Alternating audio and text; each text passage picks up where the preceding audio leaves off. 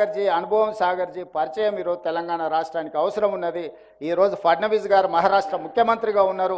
వారు మహారాష్ట్ర గవర్నర్గా సేవలు అందించారు. ఫడ్నవీస్ గారు ముఖ్యమంత్రిగా ఉన్నప్పుడు వారు ఖచ్చితంగా వారితో మాట్లాడి తుమ్మిడిహెట్టి దగ్గర మనకు అవసరమైన భూసేకరణ మహారాష్ట్ర ప్రాంతంలో ఏదైతే ఉన్నదో ఆ భూసేకరణకు వారి సహకారం తప్పకుండా తీసుకుంటాం. నాకు ఎలాంటి భేషజాలు లేవు. తెలంగాణ రాష్ట్ర అభివృద్ధిలో భాగంగా ఎవరి సహకారాన్ని తీసుకుంటాను, ఎవరినైనా నేను కలుస్తాను.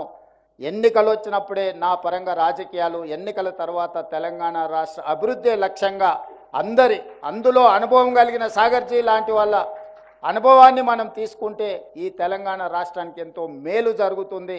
నిన్నగాక మొన్న ప్రధానమంత్రి గారితో నేను మాట్లాడినప్పుడు కూడా స్పష్టంగా చెప్పిన, మీరు 5 ట్రిలియన్ ఎకానమీ గురించి ఈ దేశ ఆర్థిక సంపదను పెంపొందించాలని మీరు ఈ దేశం ముందు పెట్టారు. 5 ట్రిలియన్ ఎకానమీకి మనం చేరాలి అని అంటే నా తెలంగాణ రాష్ట్రం నుంచి నేను 1 ట్రిలియన్ ఎకానమీని కాంట్రిబ్యూట్ చేస్తా.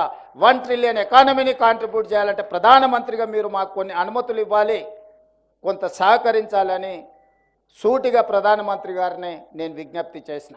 అందులో భాగంగా హైదరాబాదు నగరం వేగంగా విస్తరిస్తుంది. విశ్వనగరం కావాలంటే మెట్రో రైలు విస్తరణ జరగాలి.